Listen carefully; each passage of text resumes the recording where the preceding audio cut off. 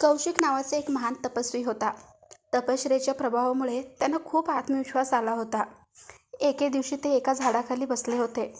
तेव्हा वर बसलेल्या पक्ष्याने त्यांच्याकडे डोकावले. कौशिक चिडला. मी लाल डोळ्यांनी वर पाहिले तर प्रकाशामुळे पक्षी जळून खाक पडला. कौशिकला आपल्या ताकदीचा अभिमान वाटला. दुसऱ्या दिवशी तो एका चांगल्या घरातील माणसाकडे भिक्षा मागण्यासाठी गेला. गृहिणी आपल्या पतीला जेवण देण्यात व्यस्त होती. तो म्हणाला, महाराज थोडा वेळ थांबा, मी आता तुम्हाला दान भिक्षा देईन. माझ्यासारख्या तपस्वीकडे दुर्लक्ष करून ती आपल्या पतीच्या सेवेला अधिक महत्त्व देत आहे, याचा कौशिकला राग आला.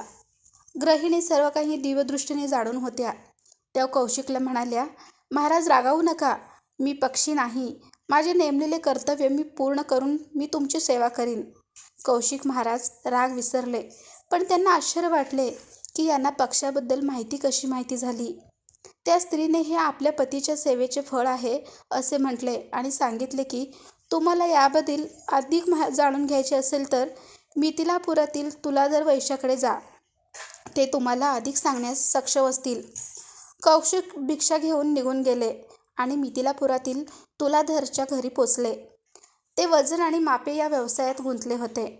कौशिकला पाहताच त्यांनी कौशिक महाराजाला नमस्कार केला आणि म्हणाले, तपोधन कौशिक देवा, त्या चांगल्या गृहिणीने तुम्हाला पाठवले आहे म्हणून ते ठीक आहे. माझे कर्तव्य पूर्ण झाल्यावरच मी तुमची सेवा करीन. कृपया थोडा वेळ बसा.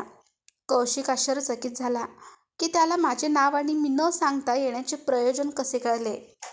काही काळानंतर जेव्हा वैश्य आपल्या कामातून निवृत्त झाले तेव्हा त्यांनी सांगितले की ते लोक कल्याणाच्या दृष्टीने प्रामाणिकपणे आणि योग्य नफा घेऊन चांगल्या गोष्टी विकतात. हे विहित कर्तव्य बजावून मला हे दिव्य दर्शन मिळाले आहे.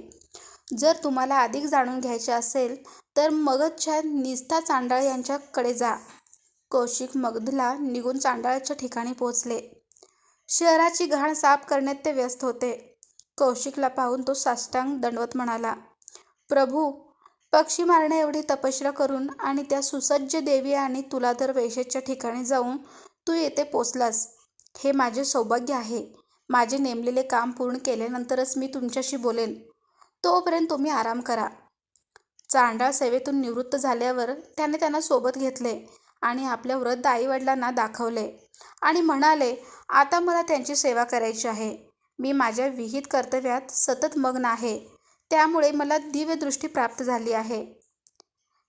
तेव्हा कौशिकांना समजले की केवळ तपश्चर्या करूनच नव्हे तर नेमून दिलेल्या कर्तव्य व निष्ठापूर्वक कर्म करत राहिल्याने आणि संस्कार भक्तिभावाने पार पाडूनही अध्यात्माचे ध्येय साध्य होऊ शकते आणि सिद्धीही प्राप्त होऊ शकते.